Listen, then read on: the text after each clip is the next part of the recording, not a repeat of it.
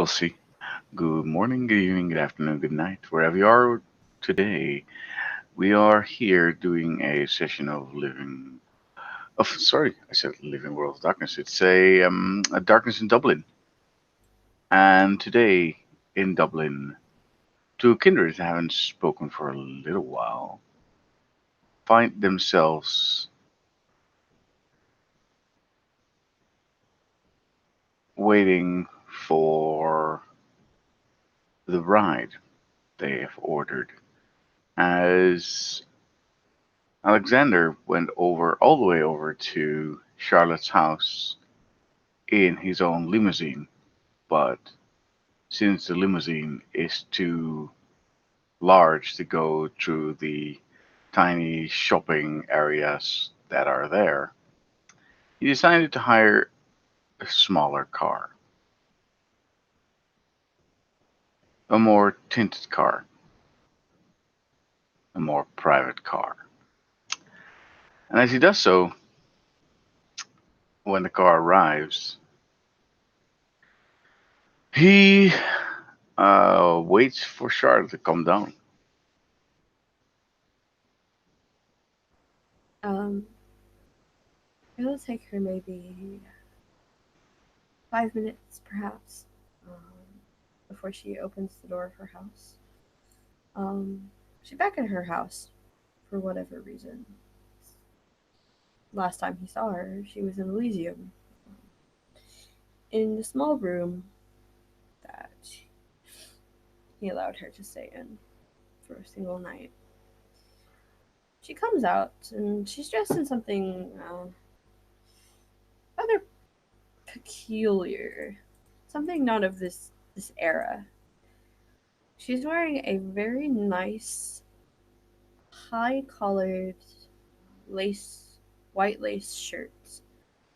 Something that women wore quite often in the early 1900s, or the late 1800s. she's wearing a she's wearing that with a the shirt is tucked into a very nice high waisted skirt that comes down to probably about mid calf, and she's wearing her usual set of heels. She is wearing the necklace, of course. Um, she has her purse with her, and she walks down the steps of her home and opens the iron gate in front of her house and closes it behind her. You notice that she didn't lock the front door. Maybe her ghoul's inside. Maybe she has nothing to worry about. Um, but she will open, or is the door being opened for her? Or is she Yep, of opening it? course. Okay. As soon as he notices her walking forward, he smiles at her and then he opens the gate so she can pass. He will also close the gate behind her. Mm-hmm. And then he will help her into the car. And she smiles when she sees him, and she just says, "I missed you." He smiles and says, "So did I." And he leans forward and gives her a small peck on the cheek. She she smiles and kisses his cheek back, and she will slide into the car. As she steps into the car, he makes sure that she's very comfortable, Mm-hmm. and then he will walk around to the other side and also get in the car. Simply tap the uh, the screen in between them, and the car starts driving. He then turns on his seat, Mm-hmm. facing her as much as possible. You look wonderful today. Thank Very you. pretty. Thank you. Thank you for what? Thank you for willing to go out and be pretty with me. I'm always willing to go out and be pretty with you. He smiles. You're a tease. but he doesn't mind. Um, so what exactly are we shopping for today, this evening? I made a promise to someone that I will make sure that he gets that what he needs, and which was a new wardrobe. Ah, I see. Who is this individual? Mr. Pinkerton is doing a odd job for me, I see. and because of this, he said he would like some new clothes to wear. So I decided I have no problem with that. I can Interesting. arrange for him to get a new set of clothing, and I thought with his kind of job, Hmm. that the clothing that would be most helpful are those lined with Kevlar. Now, it's not bulletproof, obviously, but it will survive longer against wear and tear. And it does offer some protection. I can vouch for that. Um, so we're going shopping for clothes and armor. No, just clothes. Just The clothes. the Kevlar will be I see. put into the clothes. I see. This what makes it interesting. Uh-huh. Does. He's a very large fellow, so this might be rather expensive, but I don't think he'll have any We'll see what happens. problem. As the car moves on, it's just heavy traffic as usual, and he looks at her and then reaches out with one hand and touches her neck and with it her necklace and says, "It really, really looks good on you." The only time I ever take it off is when I'm sleeping. Ah, that's too kind. But I'm sure you have beautiful jewelry somewhere else. I mean, there are many things that could complement you, I'm sure. There are. I won't deny that, but this means a lot to me, and I love wearing it. I only take it off when either I'm bathing or sleeping. Um, oh God, this traffic. She'll like kind of like sit up a little bit, like she's annoyed at the fact that there's traffic outside. Um,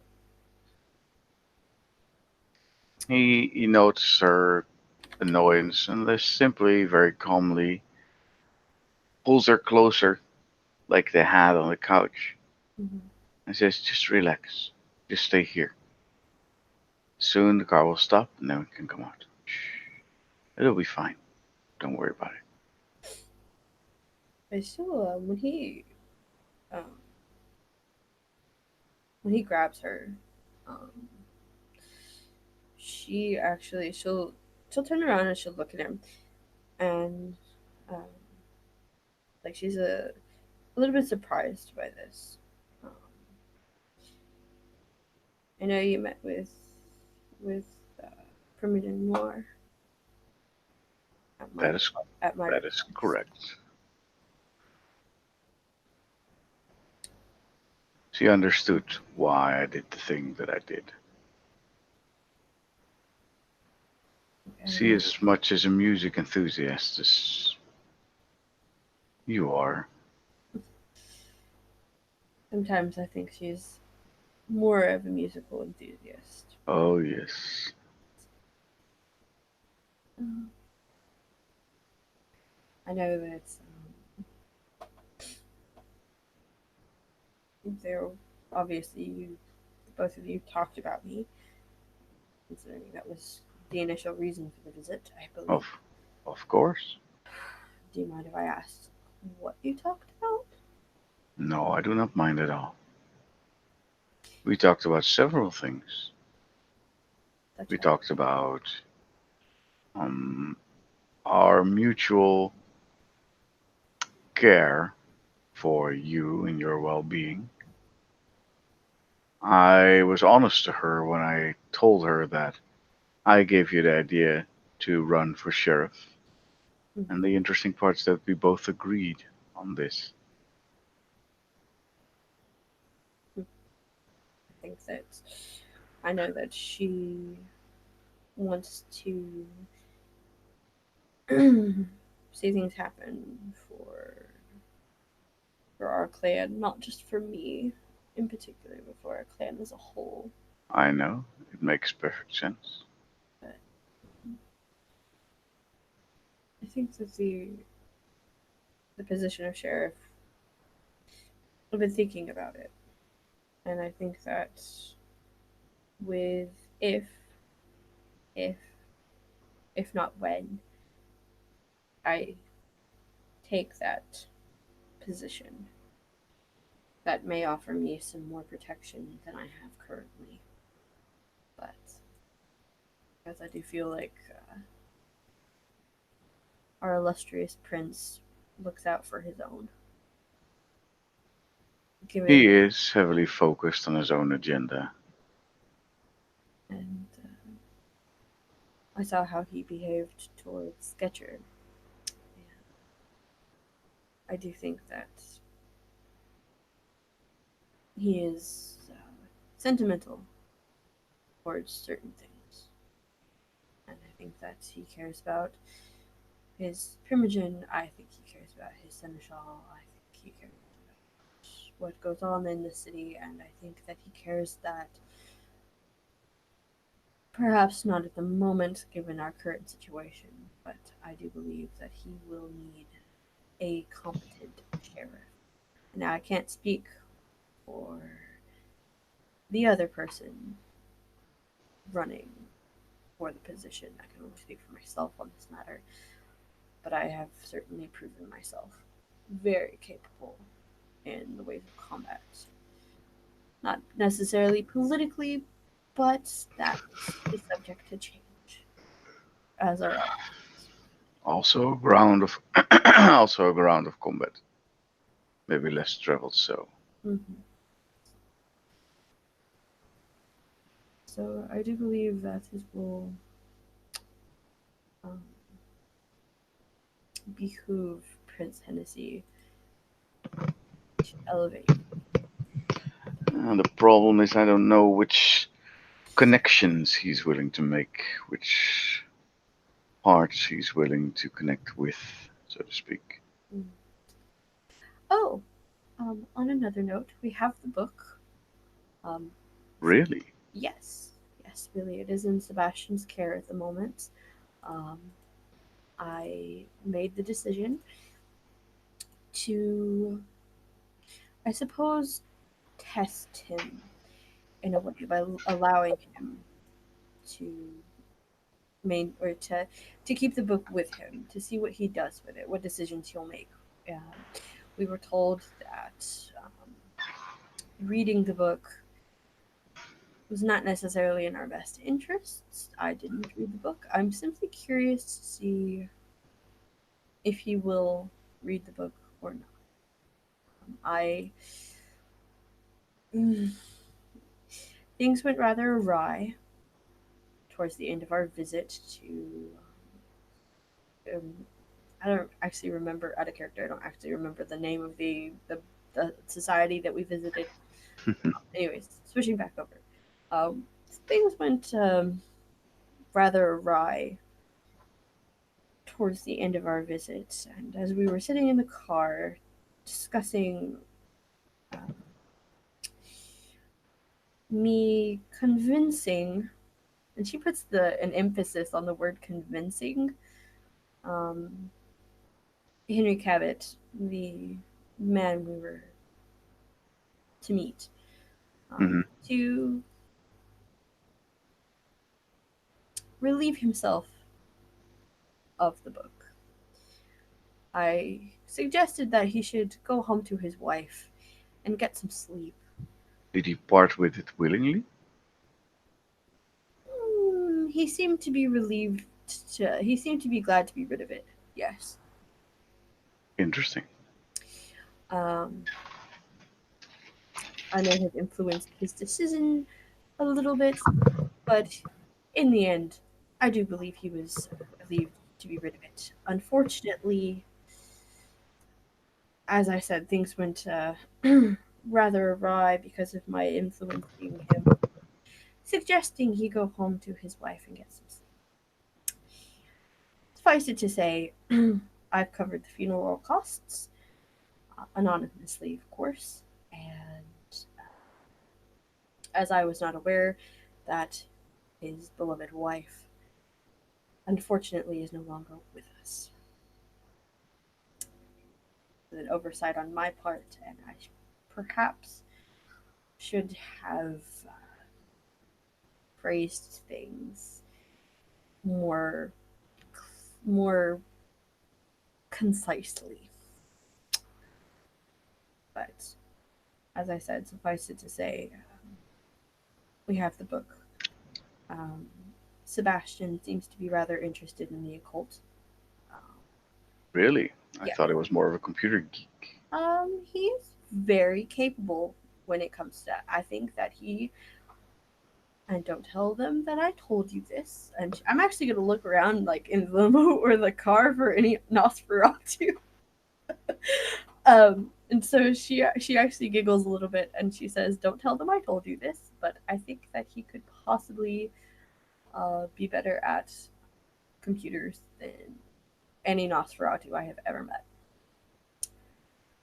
Um, but yes, he seems to have a genuine interest in the occult. Um, he applied for a membership with the society. Um, Mm, After Mr. Cabot left us, so to speak, I reached out to make a donation to a charity that he donated to rather mm, frequently because he was a philanthropist, of course. Um, and so there was a woman named June who we met the same night. And she seems to be very willing to help me. And I thought that if my connection with her could help Sebastian, then I saw no problem with it. Because he, like I said, he seems to be very capable young man, and he did prove himself. I feel like may have I may should have let him take the lead a little bit more, but I simply wanted to get in and get out as quickly as possible without mm, alerting anybody to our presence. it's not weird for you to want to make sure that everything goes well. Mhm. And I was simply trying to get the book and retrieve it for you and get it back to you. Um, I am curious what choices Sebastian will make regarding the book. Personally, I don't necessarily believe that reading the book is in anybody's best interest, and I do. I'm not going to necessarily warn you, but I will caution you that there is something about that book that is not safe. I think the way that Mr. Cabot reacted to it whenever we discussed the book was not. He seemed scared of it. To be quite frank. And so yes, I I feel like it is my duty as your friend, as someone who cares about you, to caution you that when you have the book in your possession, to err on To like watch what I'm doing. to yes, please.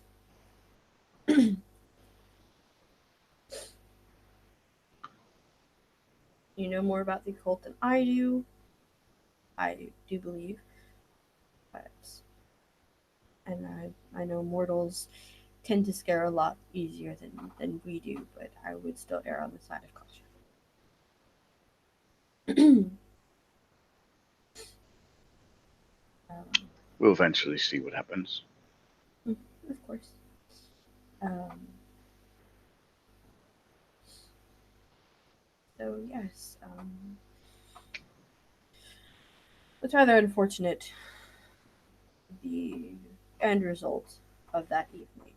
I feel like I've made appropriate reparations for my actions.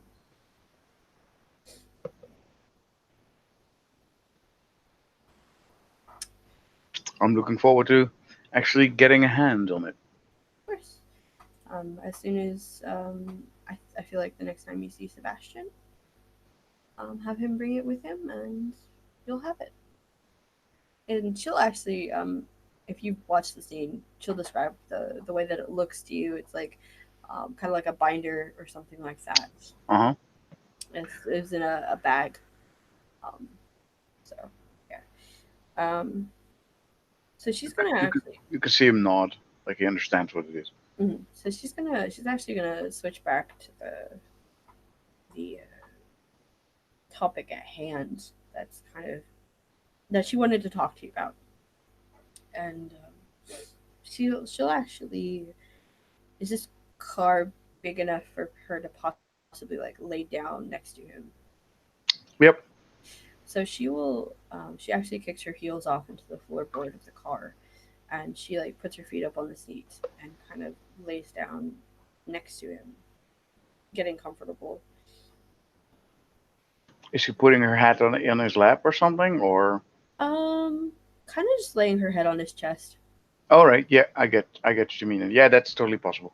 Um, and she'll look up at him and she says, "Do you remember the last time we talked? Of course. The fear that I had for you and for Primogen Noir, Mm-hmm. the Tremere. I think that I may have absolved myself of that because if what I said about Prince Hennessy keeping those around him safe and you being the keeper of Elysium and Fleur sitting on the Primogen Council, then I do believe that you both may be protected from any consequences of the choices I've made. Ah, I like your logical approach. And I think that if I were to become sheriff and to maintain the position of sheriff, that will be my case as well. And the Tremere, I know they don't back down, but I think they may mm, wait, perhaps, or take a step back because I don't think that they're going to want to bring down the anger of a prince onto their heads. Hmm, I'm not sure. Not sure if I can make judgment calls on that for what Trippitzmere might or might not do. Of course. So yes, and I do feel like who's talking to me? What the hell? Oh, okay. Sorry, it was just something on Discord. Um, I do feel like that the knowledge that I have is also potentially protecting me. I think the boon owed to Mithras to you is what keeps you alive. I have no doubt about that. But This is I also exactly the father you should look at it. No further than that. I do think, however, that the information that I hold over Primogen von Essen's head may also come in handy at some point. It could. I'm not sure how open she's been about everything. I don't suspect she's been open about very much with anybody except for Seneschal Beaumont and Ambroise. But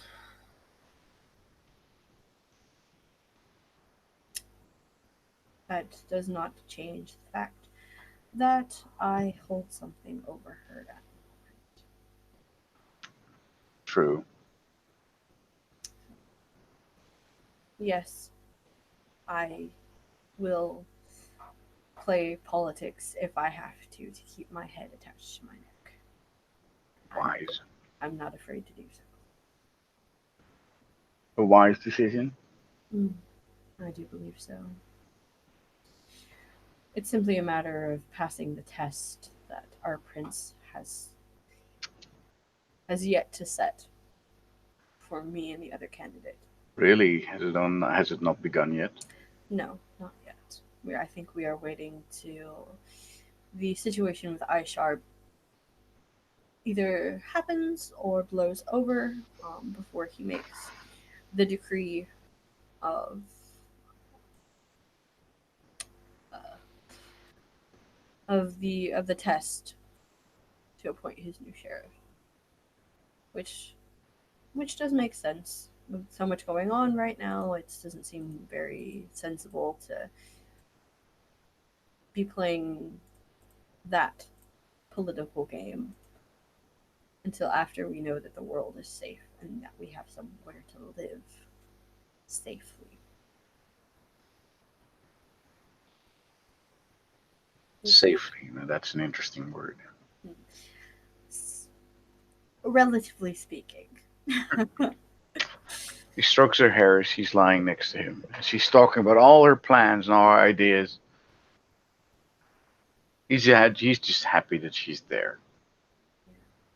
She's happy that she's there with him. She'll look up at him with those big blue eyes. Oh my god, my tea got cold. Damn it. Anyway, she looks up at him with those big blue eyes of hers, and she just smiles, and she kind of like sits up a little bit and kisses the corner of his mouth. As she does that, he will actually turn his face so she kisses him full on the lips. He doesn't care. He already knows that she cares. It's a simple kiss. It's not very long. It's very simple.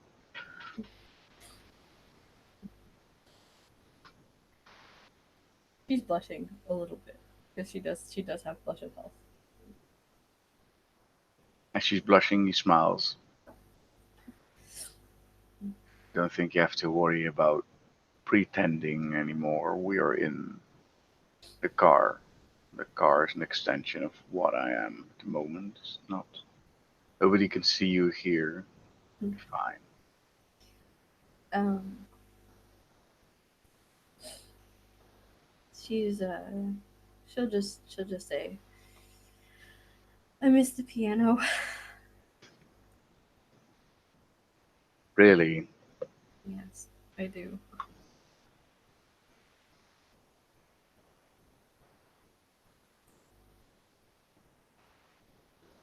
Well, I'm sure we can find some time in my agenda for the piano at some point. I would definitely like that. Love that even.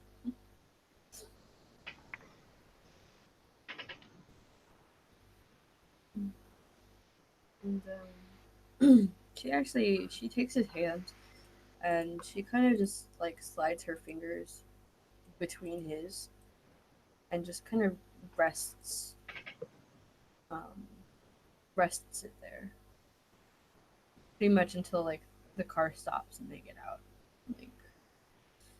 Like As she does that, he smiles and looks outside the window to see if they're close to to their destination.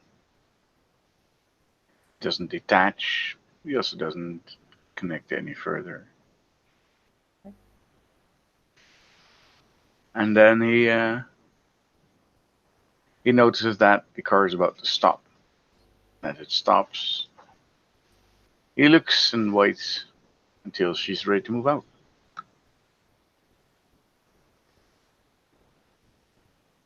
shall we? We arrived at the destination, dear. Okay. She'll sit up and grab her purse and straighten, like, fix her clothes and everything. Um, and she'll open her door. All right. As she is Get out of the car. almost fixed, he will get of the out of the I wouldn't say room, out of the car, and he makes his way over to the what should we call it, the other side of the door, and he will open the door for her. Hmm. So it's such a gentleman.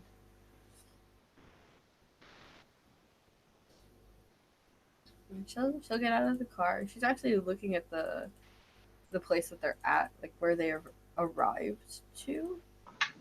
So like, what kind of what kind of place or store is this? She can see it is a tailor shop. Ah, okay. She's gonna read his aura right quick. So that's gonna be 3 dice difficulty 5.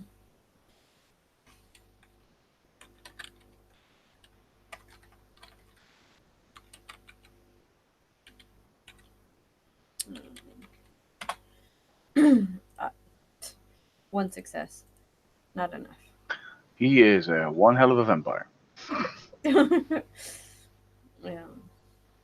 Okay. And so she will definitely she'll actually walk she'll slide her arm through his and walk next to him. He smiles when she does that, and he will look at her and say, "I'm glad you changed your mind. Me too. Life wouldn't have life wouldn't have been as much fun without you in it." I had someone help on that. Someone who's been through something similar or goes through something similar on a regular basis. um, what did you think of what did you think of Fleur? I think that after meeting the Primogen, she is a very passionate woman. I haven't not yet seen compassion, although she does care for you a lot. I think she very busy with her music. Ah, yes, she is, which I can appreciate. I know.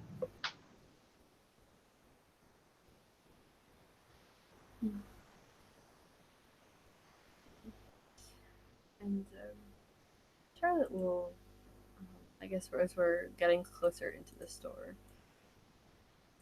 she'll stop and she'll kind of stand in front of him for a moment, and she'll just look up at him, like she's just kind of just like taking him in because she hasn't seen him in a while. And she missed him, and so she just wants to stand next to him for a moment. He looks at her questioningly. Questioningly, he wants to know, wants to understand what she means by just stopping and standing. Um, But he doesn't say anything. He gives her time to do whatever she needs to do. and she's gonna read his aura again. Oh boy, I'm gonna burn a willpower though. higher difficulty this time, huh? Yeah, I know it's a +1. I am burning a willpower for this though. So Oh boy.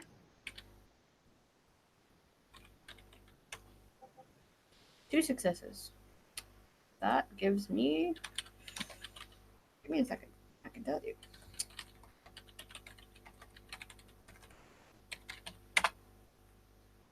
do do do do do. Um. Oh god, it doesn't have it there. Shit. Mm.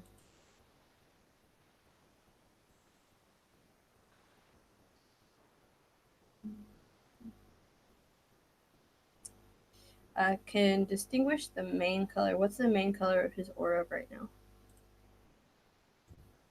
The main color of his aura right now is. I have to look at it. Uh, Rose. Generous. Yeah. Hmm. Interesting. Okay. And she'll smile and she'll like kind of stand on her tiptoes a little bit and kiss his cheek.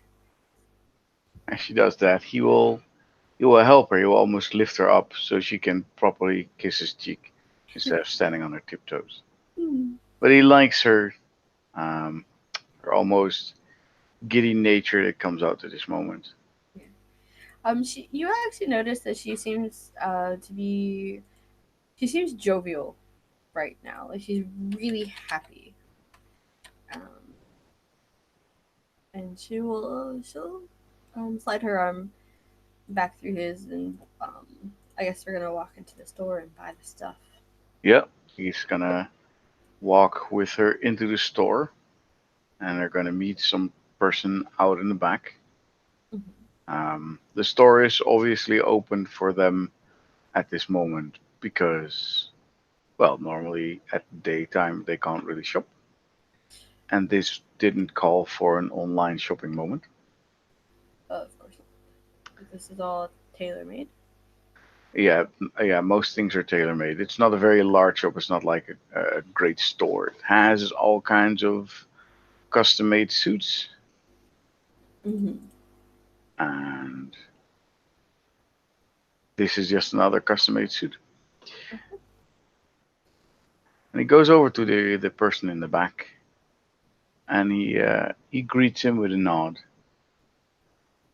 and he then says, "I would like you to tailor me a special suit, but not for me.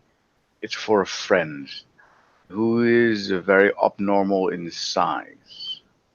You think you would be able to do that?" And the man looks at Alexander and it's like, "Sure, what are the sizes?" And then he looks at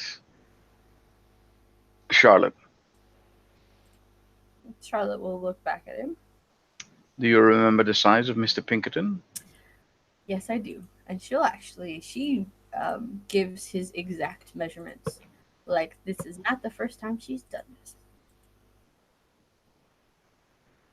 The man behind the store is impressed by her knowledge and he's like, "Well, this is not the first time you did this. No, no, it's not. I didn't even need a measuring tape. Then you must be really good at math." She looks actually kind of smug when she says that. Like she didn't need a measuring tape to kind of just size up what his measurements are for a suit. I mean, she does have Auspex 3, so she can kind of like, you know, do that stuff.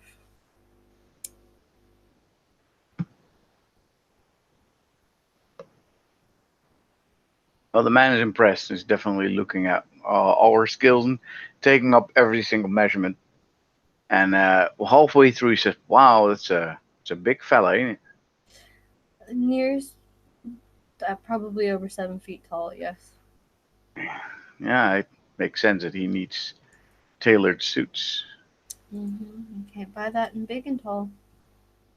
No, I don't think big and tall would even have these kind of sizes. Me The neither. width maybe, but not the height. Definitely not the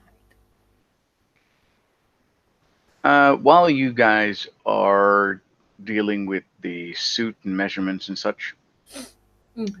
Alexander is going to walk through the store a little bit, looking at other suits. Um, And sorry. she's actually doing the same, but she's not looking for something in Alexander's size. She's looking in something that Sebastian might wear.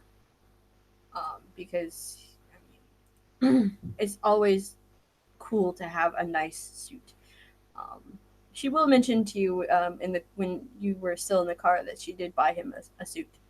Mm-hmm. Didn't have it tailor made for him, but actually she will walk over to the counter and talk to the gentleman, and she will give him Sebastian's measurements, and she'll tell him, "I want this in dark blue and charcoal gray, please." I do have those in the back. And Don't need to make those. like the charcoal gray one to be wool, if you can, and the blue to be linen. Well, this gentleman is a very normal size, so to speak. There won't be any problem at all. Thank you very much.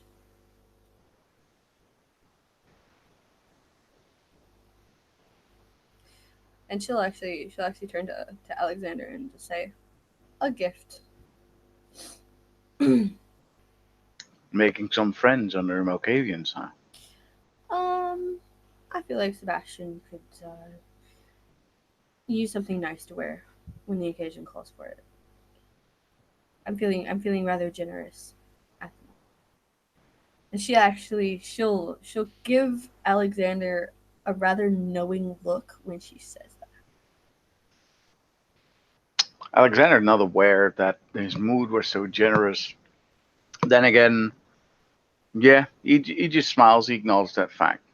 Mm. As she is walking around, he at some point just appears behind her, not from obvious gate, obviously, Mm-hmm. and he takes his hips in his hands, her hips in his hands, and he then whispers in her ear and saying, "So when this is done, what else would you like to see?"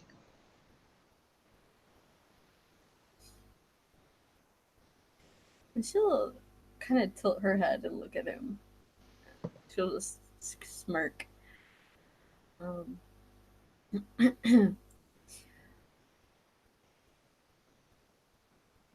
mm, you.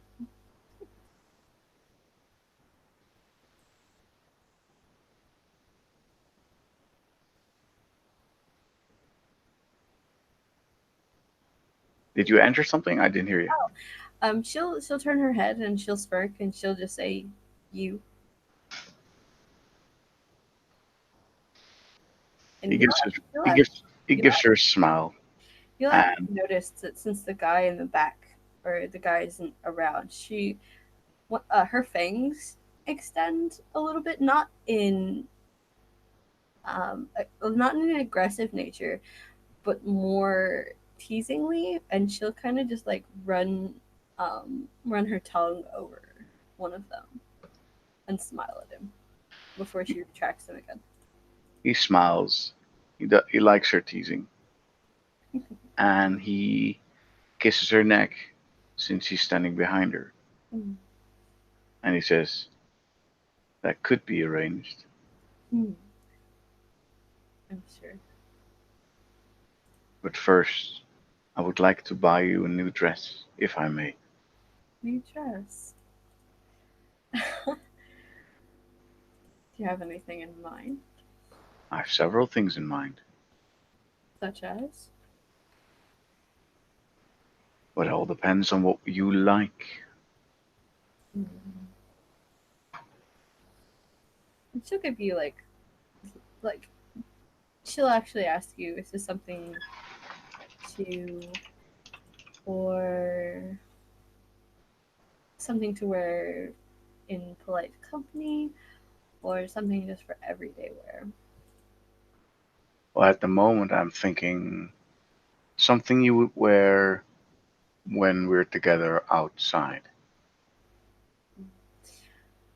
Okay, so in that case, she will give him a description of a dress that is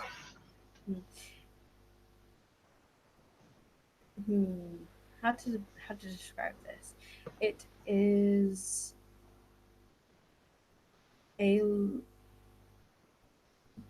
black skirt because she really likes the color black. Hmm. Um, because black is very elegant. Um, so a black skirt with a probably like a cream colored lace top. It's kind of a little bit off the shoulder, and long sleeved, but zips probably either probably buttons up in the back of the skirt. I think we can find that. Actually, I have a picture of it. Give me 1 second. I'll send it to you.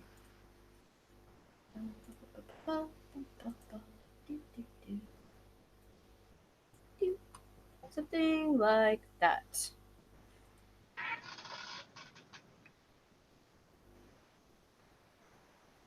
I assume you posted it on Discord because I Yes, don't I see. did. Yes, I did. I can't watch Discord right now. Oh, okay. Can you look at the side check? No, it's fine. It's fine. Give me a second. Just have to call it over something. Yep. Oh, that's nice. Yes. But that's just a top, right? No, it is a dress, actually. It is an entire dress. Yes. Ah, I think the mannequin it might be a top, but it looks like a dress to me. So okay. Cool. we're just gonna go with that. All right. Fine, fine. Um, and so yeah, she'll give you the description of the dress and um, say what made you decide you wanted to buy me a dress. I think this dress would look wonderful on you. Hmm. And he um, grabs her waist a little tighter, and She looks. then he gives her a small kiss. But this time, as he gives her a kiss on her neck as a tease, she can feel teeth.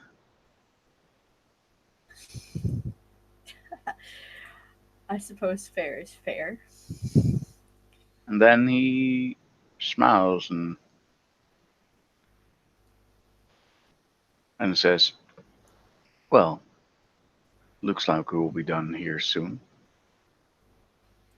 Do you have any plans afterwards? Do I? I don't know. Do you? We could make plans. I'm sure I can ask them to ready the piano again." I would really like that. As Alexander is walking, of releasing her slowly and walking into the back of the store again, making sure that everything is in order money wise. He Mm-hmm. then has the packages delivered to her address for Sebastian and to his address for Mr. Pinkerton. Mm-hmm. And then the gentleman in the store says, "No, wait. Mr. Pinkerton will have to come here and fit it." And at that moment, Alexander looks uh, slightly unknowing. He's like, "Okay, it's fine then. Then we'll come back later."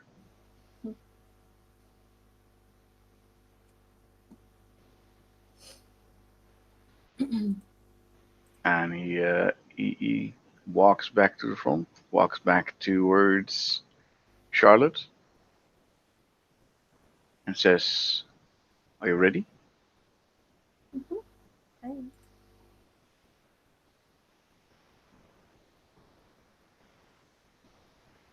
I think I think now would be a good time to leave. And that's what he does. So Alexander will open the door for her so they can leave. Okay. You wanna end our scene here, or Sure. okay? And they will go and play the piano. Yep, He will listen to her play the piano. most likely. At some point, she would be interested in seeing what other instruments she has. Um, Sure, but that's for another scene. okay. So thank you, watchers, for watching. Thank you, player, for playing. And good night.